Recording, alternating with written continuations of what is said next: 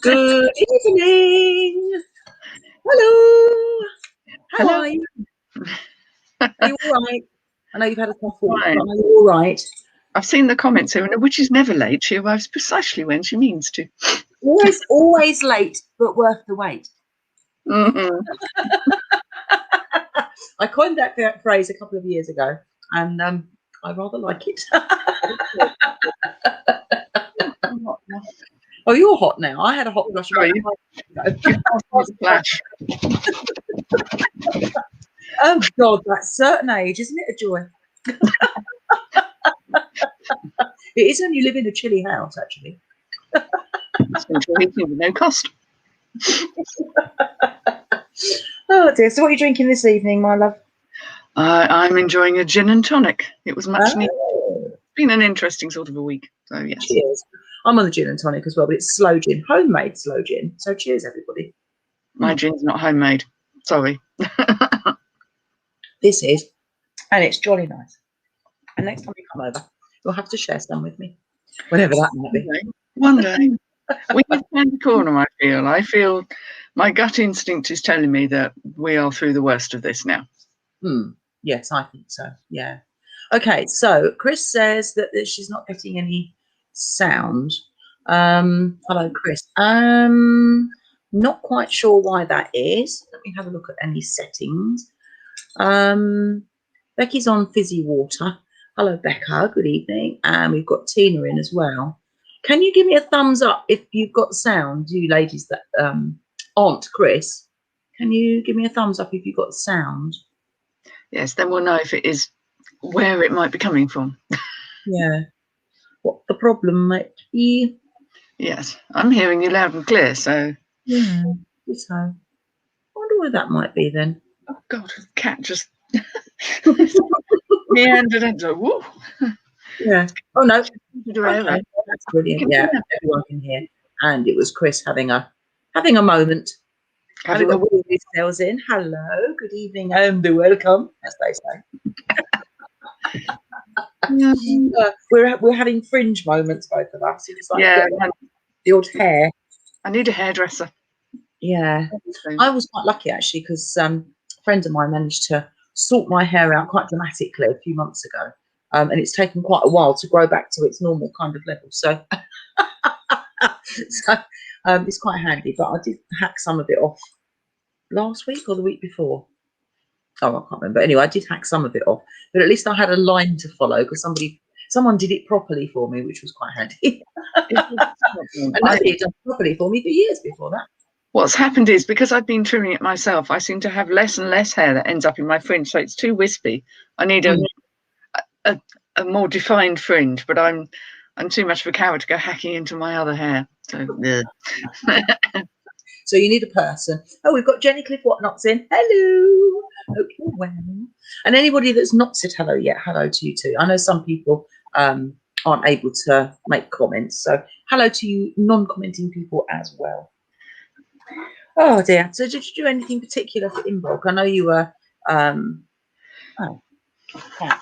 know you were quite busy on that particular day, but did you manage to get anything done or not in the end? Not really, no. For those who may or may not know, my father's funeral was on Monday, which was in bulk. So I was fairly exhausted, I have to say, from the sheer doing of that. So I very much used in bulk the energy of it to try and recharge and relax and sleep. And I did sleep very well that night. No, subsequently not, but I need to address that because sleeping for me has never been a problem. I mean, I can sleep for England. However, I think I'm finding it not so easy at the moment. So I need to work on sorting that out and get the old lavender going and earplugs actually. Yeah, they were a treat actually. I've been using lavender myself because I've been needing to go to sleep early in order to get up early. And sort of last week and so on, and the early part of this week, over the weekend, I was kind of charged and thinking, oh God, I've got to go to bed and I'm not ready to go to sleep. So yeah, out with the lavender. Worked a treat, lavender bulbs and all the rest of it, and lavender in my diffuser and so on. And actually, it worked quite well. So I was quite pleased about that. So that's good. So yes, definitely. Actually, I was quite lucky because I had a crafting weekend with some friends, didn't we, girls?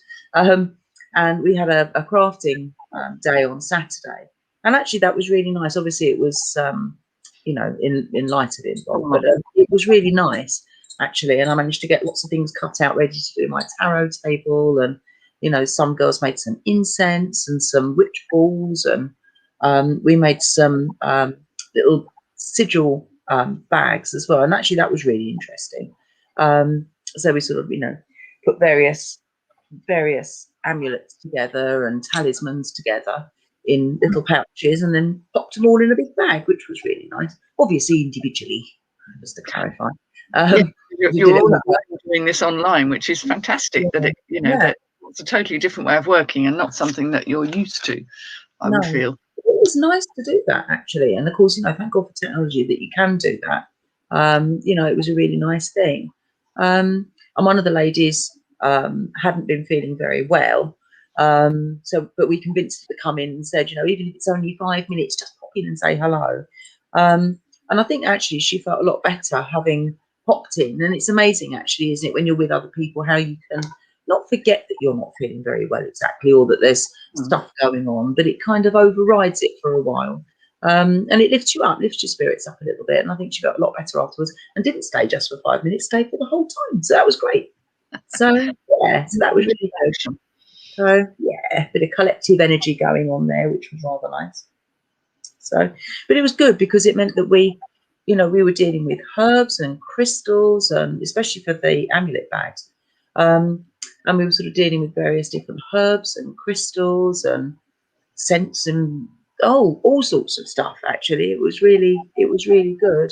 And sort of like, what colour would you have for this, and what herb would you have for that, and so on. It was really good.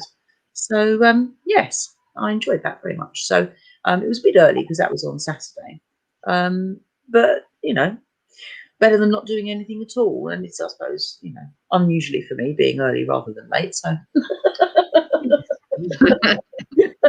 so it was good actually. Really enjoyed that. So we've got Susie in. Hello, Susie. How are you? Hope you're feeling well. So we did a small moot yesterday as well, which was quite nice, but it was only a short one because I had to get up early this morning. But that was really nice as well. And we did a selection of poem reading and a little bit of prose and so on. And actually, I was going to ask Chris earlier, but she wrote a poem. And it was amazing. And the story of the background of the poem was that she was sitting in the garden and she could hear this strange noise. And she was wondering what this strange noise was. It wasn't a noise that she was familiar with, and she hadn't heard it before. You'll never guess what it was. It was the sound of daffodils opening. It was the pop. They snap, crackle, and pop. Wow.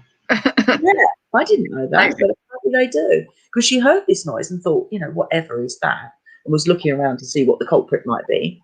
And then obviously, heard the next one go, and there it was. That sort of papery coating that they have just before they bloom. Yeah. And that going pop, and she could hear it. So how amazing is that? That's cool. About it. So yeah. So yeah, if Chris will let me, I'll read it actually because I can get it on my phone.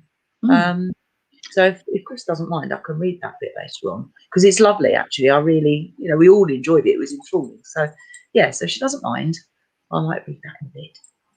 She might mind, in which case I won't. Now Becky Bakery's actually asked if we can explain the difference between talismans and amulets again. And my understanding is that a talisman is something you've done a lot of work on, and that you've actually made inscriptions in, and that you've almost sealed a spell into an object, whereas an amulet is more of a general kind of carrying something. Like for a long time I carried a quartz, a nice round quartz pebble as an amulet, because that was more general luck, and it wasn't a specific targeted piece of magic. It was more general, slightly vaguer form of magic, I suppose. I think the official definition of it is slightly different to that. And the official definitions, if you go in you know, sort of the likes of the Oxford English Dictionary or things like that, is that an amulet sends bad stuff away or keeps bad things away. Whereas a talisman brings things towards you. So it draws in good luck, it draws in good fortune and abundance and so on. And the way that I remember that is that amulet begins with an A, as in away. Talisman begins with a T, as in to and towards. So that's the way that I remember that. So that's the official definition. But of course, there's lots of variances in that. You know, because obviously, you know, to be honest with you, you could have one thing which could be equally well a talisman and an amulet almost at the same time, pretty much. So, you know, sort of keeping negativity at bay whilst also attracting luck. And that's where adding sigils and other bits and pieces, if it's a locket, for example, like the Victorians used to wear, you know, you could turn that into either or both at the same time, pretty much. But you know, depending on what you put inside it. So yeah, so it's a bit of a grey area, really. But that's essentially the official definition. Amulet away, keep stuff away, and talisman bring stuff in towards you. So that's the official definition. But as I say, there's as well, yeah, lots of manoeuvre. And you get different answers. It's always the case. Yeah. I like room for manoeuvre. So Chris says, of course. That's to the poem, isn't it? The poem. So shall I read it? I've got to find it now. I've got to find it now. So bear with me a moment, and I shall find it. Talk amongst yourselves.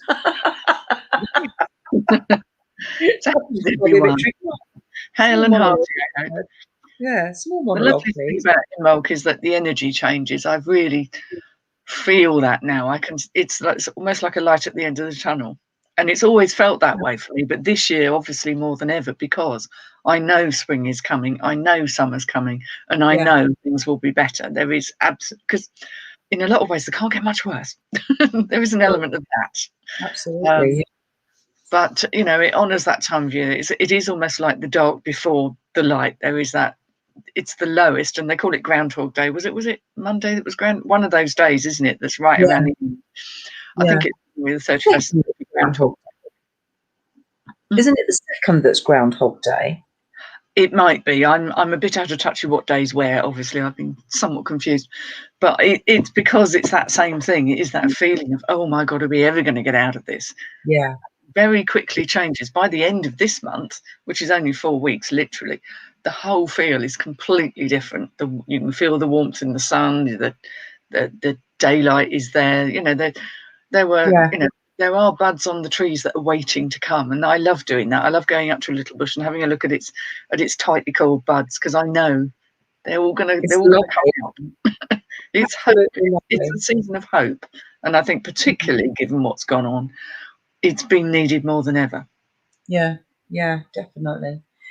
It's one of those things, isn't it? You sort of think it's all about new beginnings as well, and for me too. You know, not only is it new beginnings this year, but generally speaking, I tend to find that it has, you know, not by design and not by accident. There tends to be a certain amount of new beginnings happening, just, you know, sort of just as it is. It's a weird thing. Like, oh, now why can't I find that? And people's energy comes up as well. The energy of the land starts to stir, and although you can't see it yet, you can feel it. And that's the whole thing about Imbolc. It's the time of planting seeds, and that whole thing of, you know, there will be growth. You can't see it yet. You can see very little on the surface, but it's all going on underneath. It's all moving and changing. Yeah. I'll tell you what I find really strange. That obviously it's right at the beginning of the lambing season, isn't it? Of course. And I find that every year, I find that really quite extraordinary, that these little tiny babies come into the world in this bitter time, you know, and very often they sort of, you know, arrive in snow, and they're hardy enough, for the most part, they're hardy enough to be able to survive it. And I think that's unbelievable. I really do. Yeah. Yes, because I drive past sheep every time I go up to my lockup, my garage. I have to drive past these fields of sheep, and they're what I call my mysterious moving sheep, because sometimes they're there when I go past, and then I come back half an hour later and they're all gone. They're all completely disappeared, and then there seems to be some in another field. I'm like, how did you get from there to there? That's impossible. I know, it's crazy, isn't it? So my disappearing sheep, but obviously they're the ones that'll all be having the lambs, because they're all like Yeah. College's little flock. Yeah. But they, a sheep doesn't look pregnant because they're kind of like built like a cylinder anyway, so there's nothing apparently obvious. And then you turn around and one day, all of a sudden, there's these tiny little things gambling about. It's quite funny because I've got in the field just beyond the orchard, so just you can see it from the garden. The one at the side of me, that's a sheep field. And they haven't produced anything yet, but there's some extra roundy sheep in there, so I'm guessing it won't be long.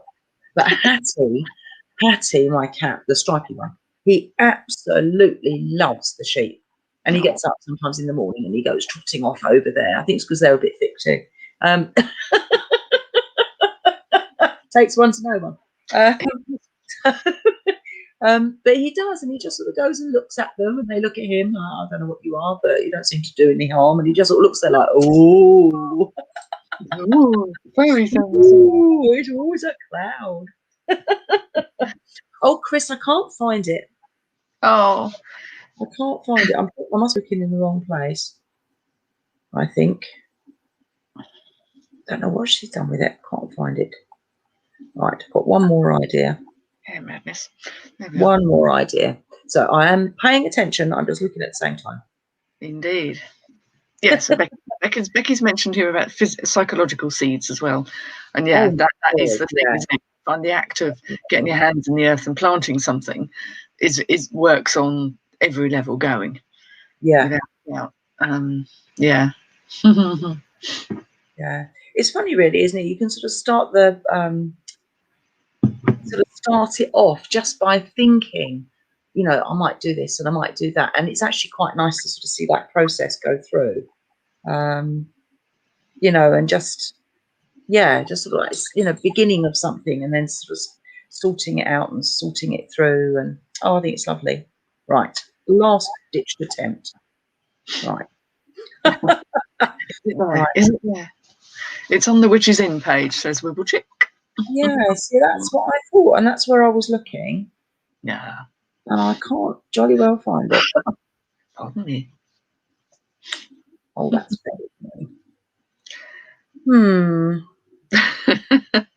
That is annoying when you want to find something, it's there and you can't see it. I know, it's annoying, and I can see in my mind's eye, I can see the picture that she put up with it as well, which is even more annoying. Yeah. Well, no, I've got a kid sitting here on my desk. I mean, he's in front of me, and he just stares out the window. I mean, there can't be any birds at this time of night, but he's literally transfixed. That's the stripy one. That's my Tinker. That's stripy ones for you.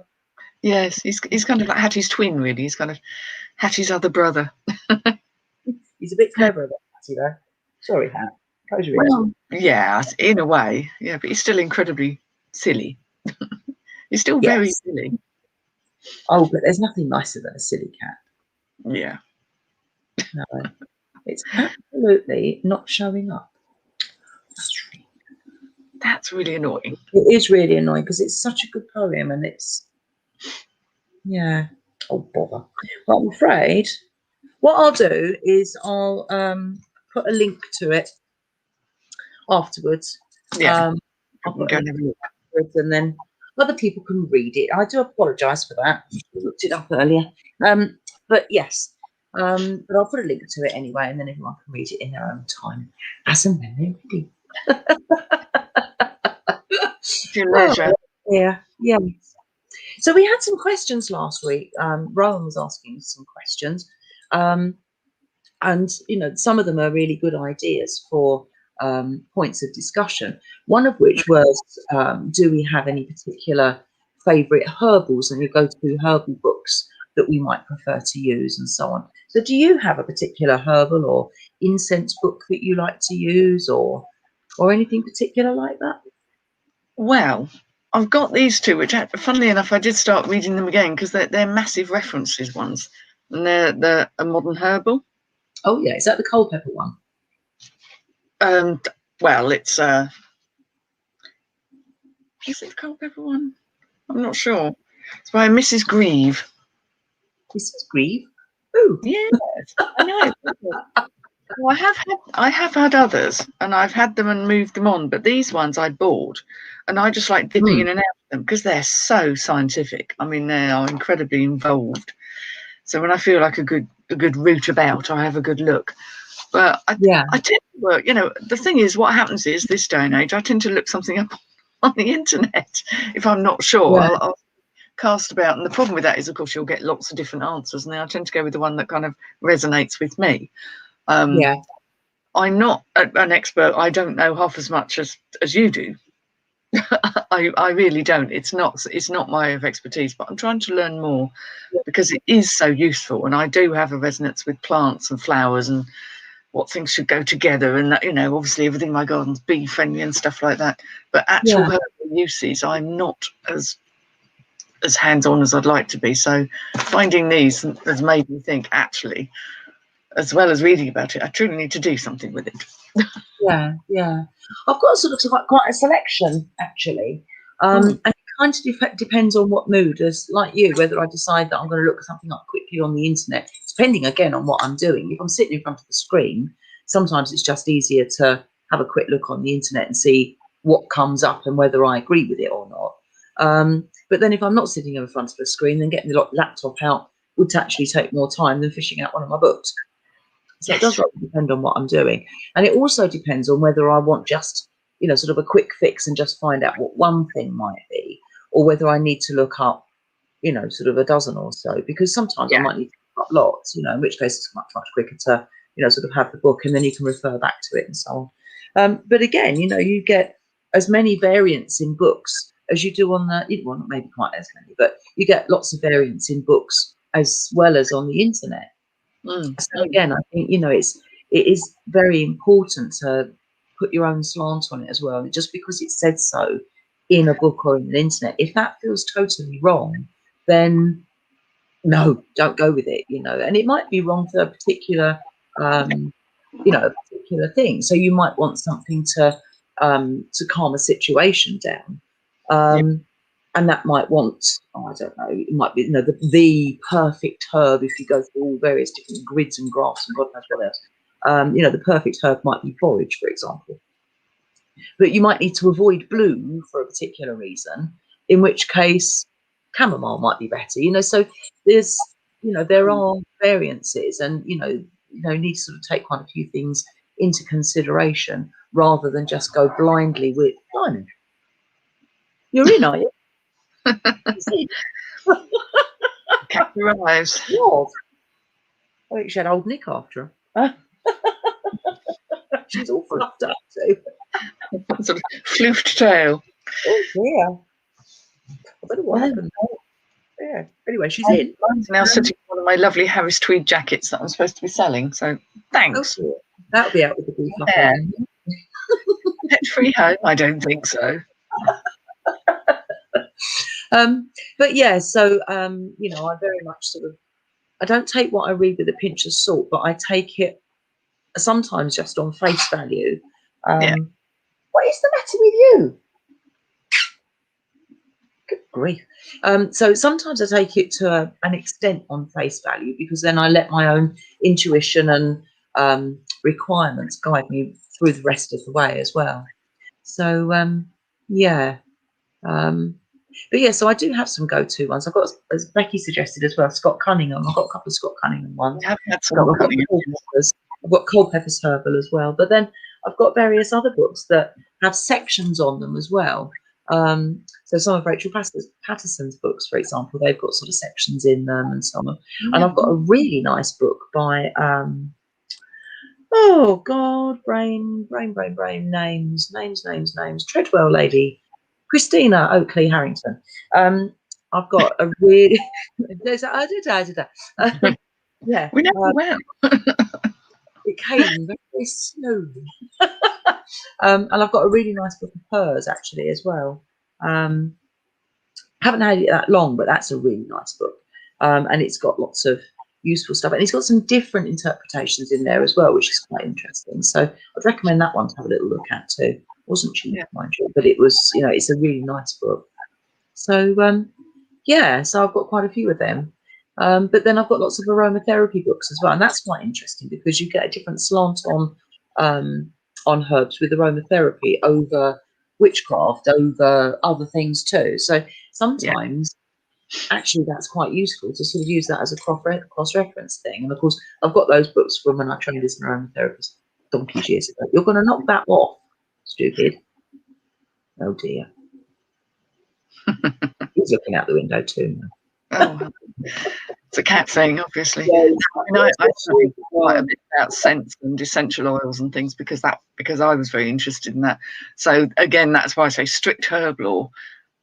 I lack a certain amount, but I know the power of a fragrance, and that for me has always been my route into altered states and magical work. So the scent of something will stand out to be almost more perhaps than its properties on other levels. Just what resonates with me. But of course, in aromatherapy as well as in witchcraft, you know, sometimes if you're, you know, you might be using a certain ingredient, not because of its, you know, because of what it smells like, unlike the name suggests. You know, you might be using something for its, you know, for its actual healing properties. And the one that always springs to mind in, you know, when I'm making these comments is black pepper, which smells revolting. You know, as an oil, it smells as an essential oil. It is just disgusting. But it wards off colds and flu and all sorts of things. Or if you've got cold and you've got flu, then, you know, it's a really good ingredient to have. And you certainly wouldn't be having that as a, you know, sort of something to smell nice, make you feel better. It's something that's, you know, got physical chemical properties. It's a medicine bit, isn't it? Yeah, it's medicine, basically. Yeah, exactly. So Becky's saying she uses jasmine and ginger in her astral incenses. Oh yeah, that would be a really good combo. Yeah, very nice. Very nice too. Chris says about Melusine Draco as well. What's she written here? Yeah, Wartlaw. Now I haven't seen this. I haven't got this particular book, but I like Melusine Draco. I've got a few of her books, but I don't have any. I don't have that particular one. So obviously that's one for me to look up, see if I can find it. I like her. Yeah, she's very, very well informed. Very well informed. So yeah, so that's my thoughts on herbally stuff. For what it's worth, what have we got here? No, they're going on. Can't see. Oh, there we go. I have a medicinal herbs booklet, says Susie, that was my grandmother's. Oh wow! It was issued by the Ministry of Health in the days before the NHS. How amazing! That's really, really cool. Cool. I bet that's worth a fortune. Well, it will be in time to come. Well, yes, and very interesting. Yeah, probably not been out there, you know, not generally available. Yeah. Wow. Ah, she says she sent the poem to you. Facebook messages. Oh, right. Bear with. Here we go. Even better. Just get the phone to comply. Comply. Right. Okay. Right. Now, I'm not going to do it as much justice as Chris has read it yesterday, and obviously she wrote it. She said it properly. So apologies in advance if it doesn't come out as well as Chris's does, but I will do my utmost, my very best to make it sound jolly good, because it is jolly good. Right, here we go. Sitting and thinking it's Imbolc time, I'm seeing Arwen, the muse, for some rhyme. I sit drinking my tea, and trying to compose, I hear crinkle and rustle. Now who would suppose? I came to a stop. for a daffodil flower was the crackle and pop. When it reaches the hour to burst from the bud and show its full glory and shake off garden mud, well, I heard it do it, and this is the story.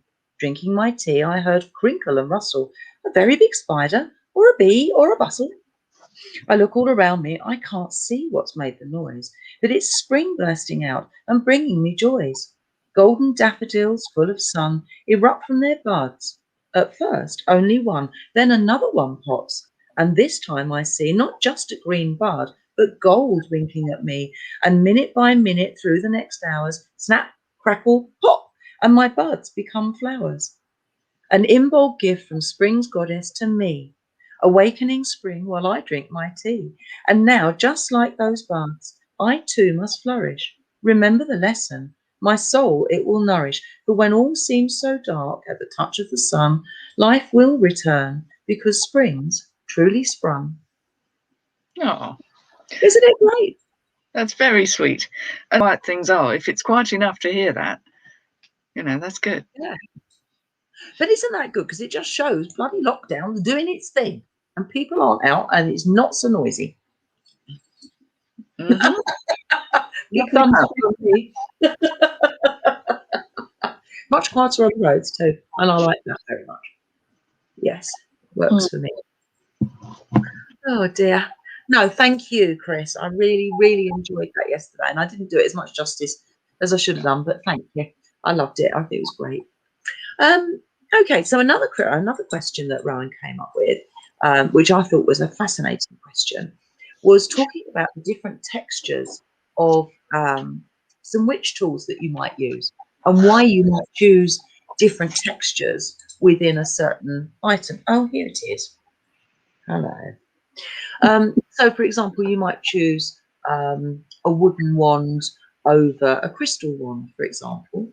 You might choose one metal for an athame compared to a different metal for an athame, and so on and so forth. Something maybe made of wood or so on, and why you would choose those different things. And I thought that's a huge.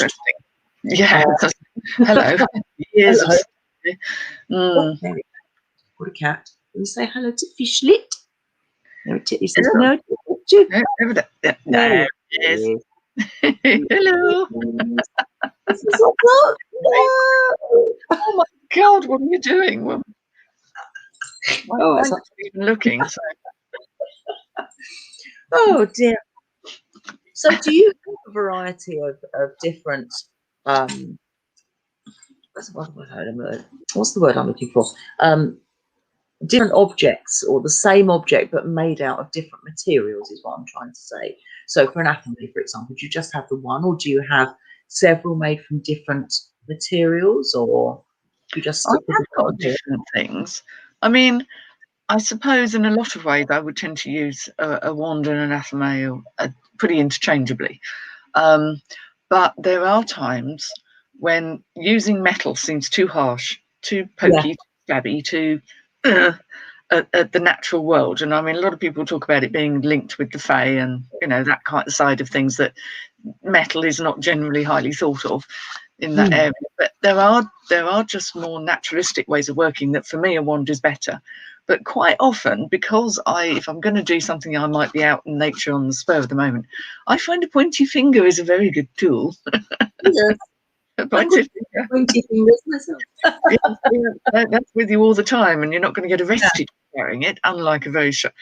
I mean, I do have more than one athame. But I've got the one that was the coven one, but I also have my own one, and that's made out of it's got like a bog oak handle, which I love, but it is very pointed. I mean, obviously it's not a blade, but it has a point at the end of it, and it's made out of the most amazing metal that's kind of been folded, so you can see all the. I think there's a name for it. It's very, very beautifully crafted. I can't remember the name for that. I used to watch a program called Forged in Fire. Which was about that tempering and the many foldings to make it stronger, and it's actually a film show, but I used to love that. If anyone hasn't seen it, check it out. It's really good. But so I used to watch that that program, and you actually learn quite a lot about you know, blacksmithing and so on. It was interesting. Not that I ever plan on doing it, to be fair, but it was really, really interesting. There's some very fascinating people that are contenders on this, as I say, because essentially it's a game show. But you learn all various different terms, and then you can forget them all, just like I do. It's great. Yeah, it feeds your curiosity, doesn't it, about these things? And I mean, I do find the way metal is forged, and it's just so beautiful, and the skill involved, and the patience, and the strength, and the fact that it's in fire. All these things appeal to me. And then you temper it by putting it into water and then heating it up again, and you're using all the elements. Water, sometimes oil, apparently. Yeah, you're using all the elements to craft something quite incredible. But sometimes, like you say, a pointy stick from an appropriate tree, and I mean mine happens to be apple, but a lot of people, and I've also got an elder wand, and I've got them in various, and I can't truly put my finger on what I use when. It's more an intuitive thing. I kind of put my hands on them, think I want to do this, and the right thing comes to mind. You know, there's always that debate of how much is about tools and how much is about intent, and there is a combination, because you can do anything without any tools if you have to, but sometimes the tools just help you to get into that zone. And particularly my lovely bog oak handle it's got a cat head on it. Yes, that was bought from Glastonbury, from the Cat and Cauldron. It was, lovely people. Sadly, there's no more, is it? But, sadly, no more. Although they're still producing. Still online. Yeah, still online. It was kind of it kind of came to me by a very long route, and I'm very delighted to be giving it another life. And that I love to hold, but I don't necessarily always do magic with it. I just like that. It just brings me joy. Nice thing. Sometimes it's nice because you're a very tactile person, same as me, aren't you? Texture.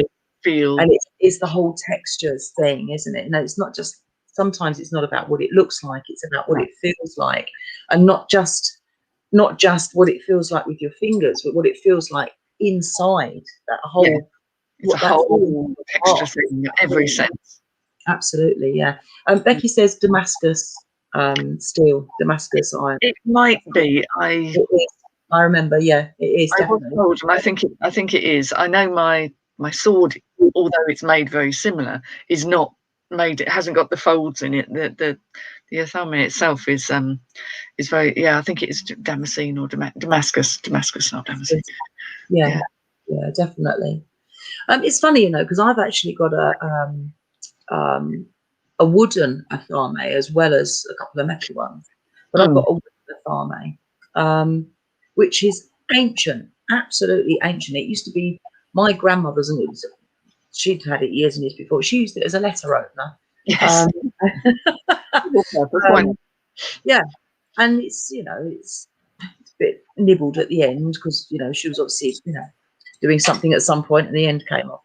But it's great because it's got a bit of history with it, and it feels nice and it's well worn and discoloured and so on. But again, sometimes that feels like the right thing to use. And like you say, other times I might think, no, I need to get my fancy metal one out that's got lots of intricate mouldings and stuff on it. So sometimes it might be that one. So it's quite interesting. But of course, sometimes you can pick things up, either from a second-hand shop or a new place or something, whatever. And instantly, it's not the right thing for you. It might be, it might be the right price, it might look right, and as soon as you pick it up, no, absolutely not. And you do get that feeling. It's like, no, this is not meant for me. Most definitely, this is not meant for me. And it's weird. It is weird, isn't it? Definitely. Done it with a number of things where I thought, lovely, lovely, lovely. Got me home and go, but it wasn't meant for me. I was meant to have it, pass it on to somebody who is meant to have it, but it was not intended for me. So, many's the time. Sometimes if you go into a crystal shop or just, where they've got crystals and things, and you get that feeling just by selecting a certain, it might be a whole bowl full of citrine, for example, and you want a citrine for something. And then you have to feel which one's right for you, don't you? Yes. So I used to take my son into we don't go down there anymore, but in Plymouth they had what they called the rock shop, and the lovely lady who ran it had these sort of bowls of like you say, small not semi-precious, but gemstone kind of things. And my son would go along, and he'd be allowed to. We'd give him a certain amount of money, and he could go and choose whatever he wanted. And he'd pick the most amazing things, and they all had great feels because he would do the same thing. He just did it instinctually. Yeah, definitely. Yeah. What's this one? One a moment. Ooh. So Chris says she's got a blue lace. Oh, excuse me. A blue lace agate wand that she uses for healing. Oh yeah, perfect. Yeah, I mean, agates are great for. I love agate. I'm drawn to it wherever it is. Even blue lace. Yeah, you get those little ones, and Alex has actually got a selenite wand that again he wanted to buy for himself, and but the feel of it is so strange. He loves it, but to me it feels really weird. It's kind of almost translucent white, but it's got striations in it, and it's very delicate, kind of soft stone, and it feels almost soapy. It has a very odd feel. It is strange, isn't it? Yeah, I've got a selenite wand as well. I don't think I've ever actually used it, and it looks great, but I don't think I've ever actually used it. Precisely, exactly. Yeah, and that's the thing. It's I've never felt a call to use it. It's what's happening there? Yeah, it's just one of those things you think, oh yeah, that's really, really nice, and then having got it, it's just yet another one of your supplies that doesn't feel right to use for whatever reason. And that's not to say that in 10 years' time I might, you know what, I've got just the thing for that. But yeah, like you say, very often I tend to use bodily parts to point. Yeah. Well, hello. We'll just leave that there, shall we? The pointy finger is just the easiest thing in the world. Now, and there are people would say, well, which finger do you use? Do you use the right hand or the left hand? Does that make a difference? Should you use the first digit? Should you use one of the others? And I must admit, I tend to switcheroo a bit because I'm ambidextrous. Sometimes it depends which hand I have free and which one feels more appropriate at the time.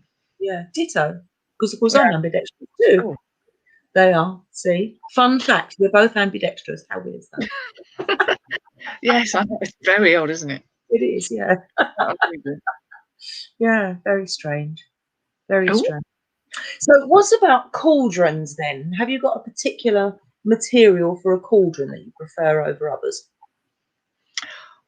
Well, I'm very, very fond of my great big metal African pot type of thing, proper old cauldron that I've got, and that was given to me by a dear friend, and a high priestess is no longer with us, and that will always be very special in my heart. But it's effing heavy, and it's not always.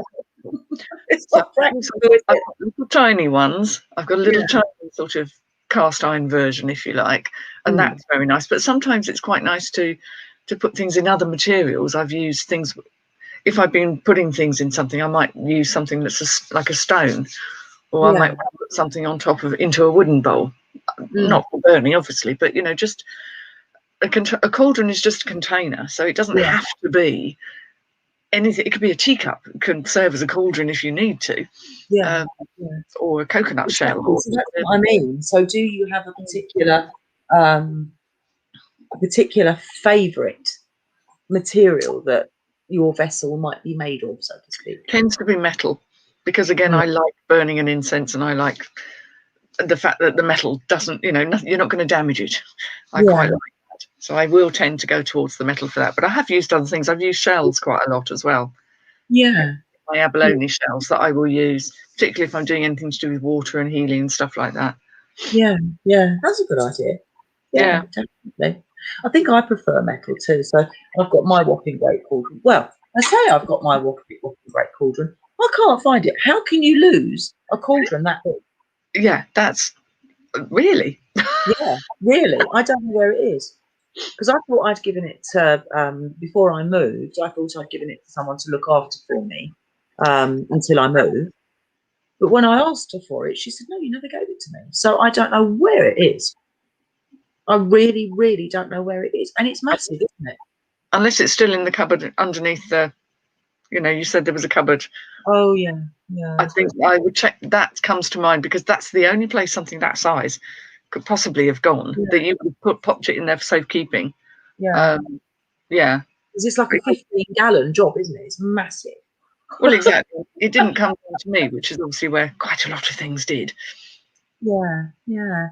But I genuinely, still don't know where that is. So yeah. So it's a proper wonky. It's lovely. It's a proper wonky cauldron, and where it's been used, obviously for a long, long time, it's been used in fire situations.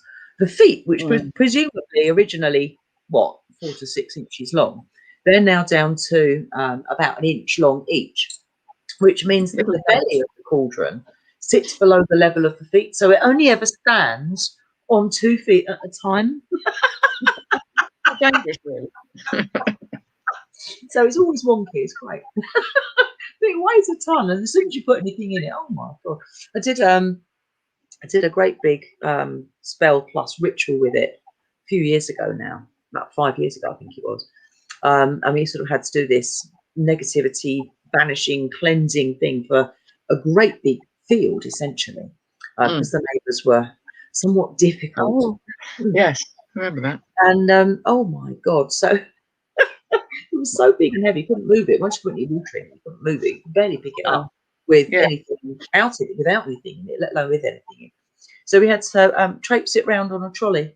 And I was like, I've got this great long machete, and I'm literally brandishing this machete in the pouring rain with thunder and lightning, and I'm sort of brandishing this machete and waving it round my head, giving various incantations and stuff. I'm sure people thought I was completely bonkers. Well, maybe I was, but it seemed to work. So results. I have got the words tiniest cauldron, and I will show if I can go and get it. Lives up here somewhere. Brass cauldron as well, which is all rather lovely. It's much more for show than anything. It's quite a big one, but I tend to sort of have that more as a showy thing, really. And I managed to get that for the princely sum of £10 at a car boot sale. And I need to put my glasses on. Oh, isn't he sweet? What's that one made from? It's blue on the inside. It's like a cloisonne, so it's been enamelled. It's just so cute, and it's really useful when you just want a tiny little. It actually serves as my little salt container at the moment. A little, for my salts, for purification purposes. But it was so adorable. I found that in the charity shop, as often I do. You'll get used to me saying that. I found it in a charity shop or boot fair or whatever. One too. Look, you got a tiny one. Little silver plate one. Posh. Yeah, very posh. Mine's smaller than yours. It's tiny. That's the bottom of mine. How big's that? Yeah, mine's got little diddy legs on it. Yeah. Mine's got cat hair on it for no. Well, there's a surprise. Yeah, but that's how big it is compared to my face. Yeah. Oh, tiny one. But that's supposed to be silver, but I do need to give it a polish with some silver stuff. Yeah, but just a light cloth, because if you polish with it anything too harsh, you just end up polishing away the silver. Yeah, that's what I mean. Yeah, silver. But I've usually got a very, very small sunflower sitting in that. But yes, that was a charity shop find as well. They're good places for hunting, aren't they? Yes. So Chris says, this is cool. Oops. Melted part of a school playground. Oh, lost it. I once melted part of a school playground using a standard witchy shop cauldron. Oops. I nearly set fire to someone's house once. That was really embarrassing. Oh my god. That's not wise. Oh my god. She'd asked me to do all this stuff. It was really long and convoluted. And so I went to her house, and she randomly had a cauldron. She wasn't a witch, but she randomly had a cauldron. I'm like, I'll have to use this. And we were sort of started off with inside that. We started off with like burning a few little bits and pieces and so on, and we had some candles in there. And that was absolutely fine. And we sort of like tossing bits of paper in there.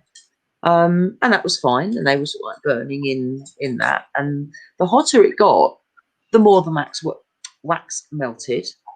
And so it got a bit hotter. And eventually it all just burst into flames. It was like, oh my God. So, yeah, that was a bit awkward. That must have been about 30 years ago now. But, yeah. Oh, yeah, so I've got a fire blanket at all. So there was an awful wet that particular day. Fortunately, nothing actually ended up being damaged or anything. She had a stone fireplace and a wooden floor, so that was quite lucky. But oh dear, yeah. Too close to call. Oh God, yeah, it was a bit touch and go for a bit, but there was an awful lot of flames and an awful lot of heat. Oh God, I've forgotten about that. Yeah, it's embarrassing though. She never asked me back. It can be terribly dangerous in the wrong hands, and I've seen many an occasion where something has gone a little bit wrong and somebody's it's not gone to plan, and it's usually fun that's the culprit. It's very easy to get out of hand when you think of the candles and robes and long hair and there's the potential for disaster is endless. Well, it is a recipe for disaster, really, isn't it? Oh dear. What do you think about things made from crystals? What's your thoughts on that? What sort of things? Various tools, for example, made from crystals. Yeah, I adore a good crystal. I truly do, but I don't really. I know you can get sort of ones that are absolutely covered in these, embellished with crystals of every hue, to represent every chakra literally, and although it might look very pretty, I don't find that necessary or helpful for helping me to focus on what I'm trying to do. That resonate with me. But what about a wand like, for example, a selenite? I can't say it. Selenite wand. Selenite wands. Or I can't see that. I can't see that I would do anything that I wouldn't do with a wooden one. Yeah. Really. And again, if to have a crystal of something that available, or for somebody to hold, or whatever, that's got the right properties, I could see that working. But to have it in a whole wand, I don't see the need. I know they're very beautiful. They are undoubtedly. But then you'd want a different one for every occasion, which would lead you to a cupboard full of every variety going. Yeah. I know they can be quite useful, not specifically magically, when people are doing energy work and massage, that using crystal can work quite well. But in terms of the kind of magic that I normally do, I don't. It's slightly overpowered, if you know what I mean. It's a step too far for me. Yeah, I went into a beautiful shop in Glastonbury a few years ago, and I was on the lookout for a new athelnate, and I did eventually find one, but not in this particular shop.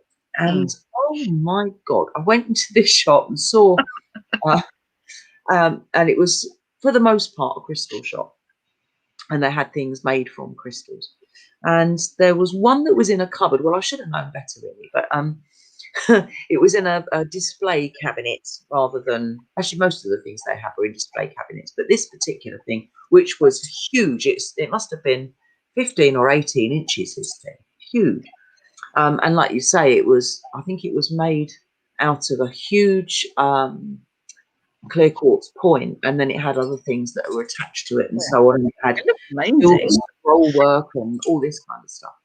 So I commented on it to the lady behind the counter, who said, "Oh, I'll get it out for you." At which point I was beginning to panic, thinking, "No, because I might break it."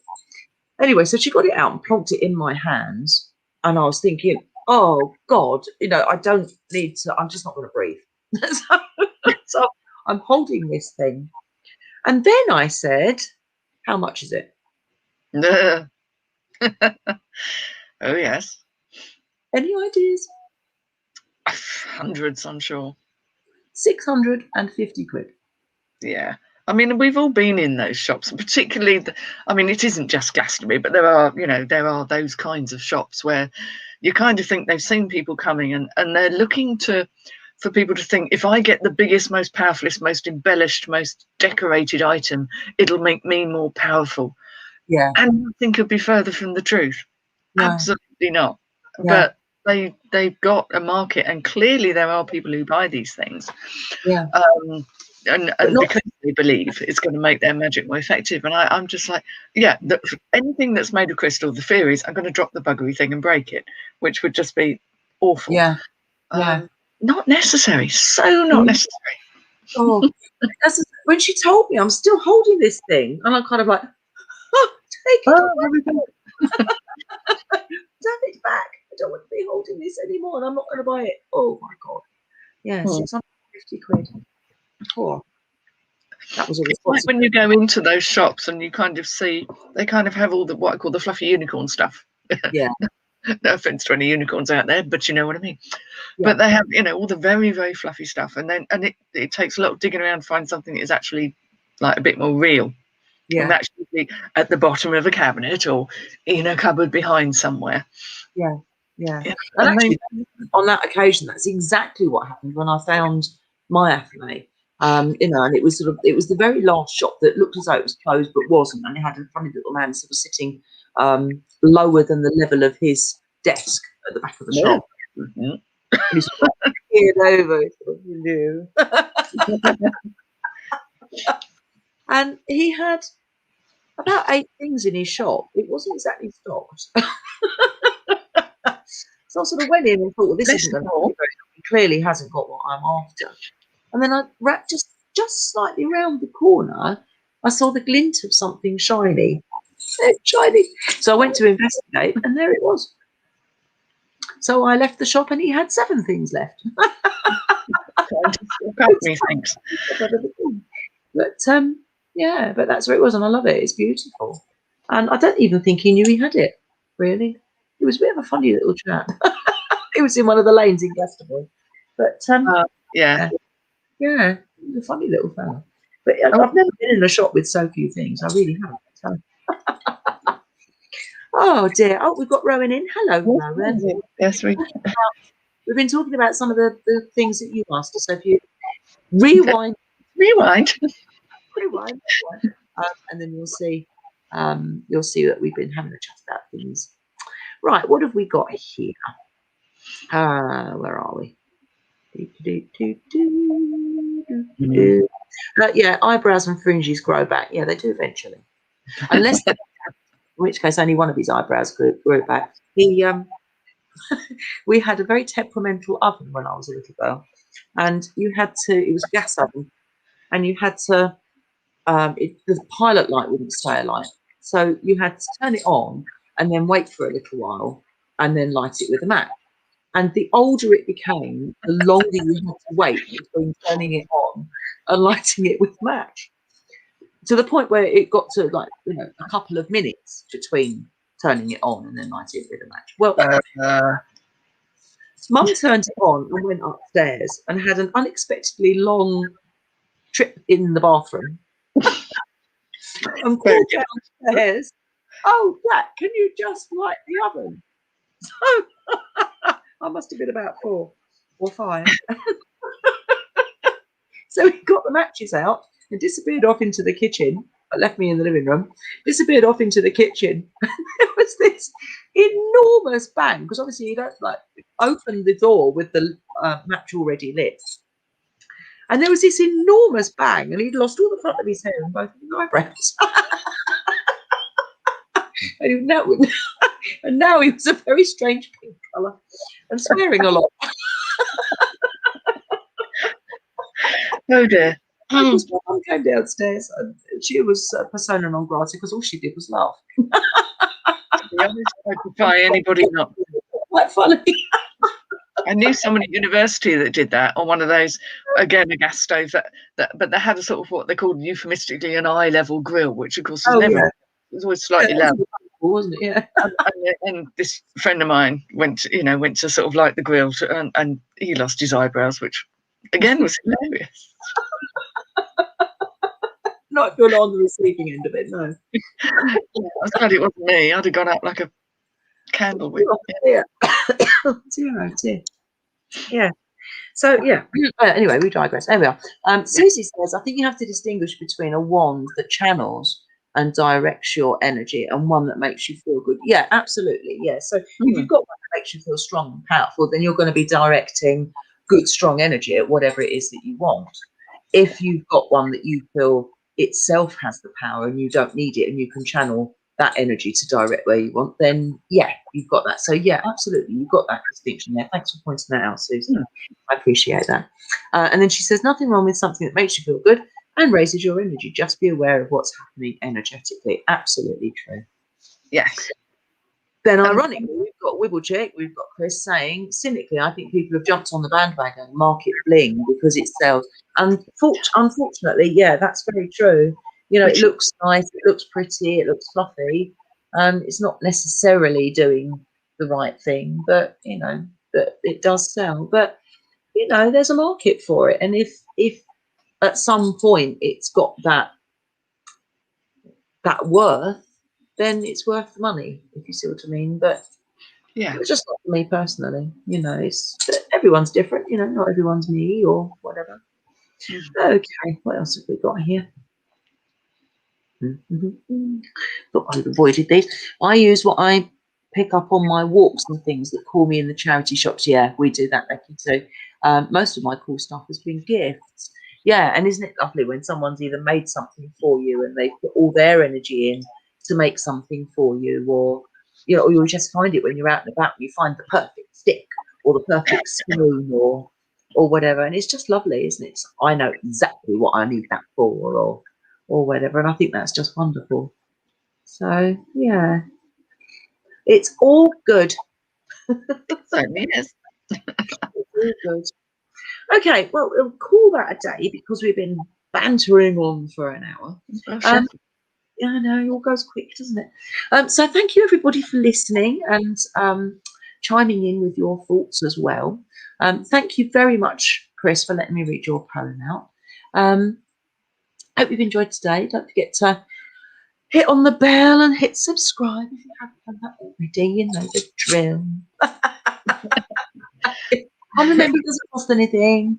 That was something I was really scared of, actually, when I very first discovered YouTube. That I didn't subscribe to anybody because the word subscribe, to me, suggests money involved. Yeah. I think it's a poor choice of you word. otherwise, didn't I? We got there in the end. Yeah, I got there in the end. But I think it's a poor choice of word, subscribe, actually, as far as YouTube's concerned. Because to me, it intimates money. Yes, it is a strange use of the word. It is, isn't it? Yeah. I think they should. I mean, on Instagram, they call it followers, don't they? Or yeah. You know, which again has slightly strange permutations, but yeah. Well, yeah, it does. But as I say, with subscribe, money. definitely that suggests some kind of monetary exchange, which is why I never subscribed to anybody before, because I thought, well, I'm not paying any money to see that. If I can not be logged in and see it for free, I'm not going to pay money for it. So yeah, tight as ever. But yes, anyway, it's free, so you don't have to worry about paying anything, even if you signed up. And then you get notifications when we're here and whatever. I've also now, finally today, got my cable, which means that some of the videos that I've made, I can now upload onto my laptop and then get up on here too, which is really good. So there will be a few more bits and pieces coming your way on this channel, which would be quite nice. So yes, look out for those. And if you hit the bell, you'll get to know when they come on. Even better. Anyway, that's enough of that. We'll see you next week. Thank you very, very much for listening. Thank you for coming, Heather. And I'll see you soon. See you all later. See you soon. Ta-da!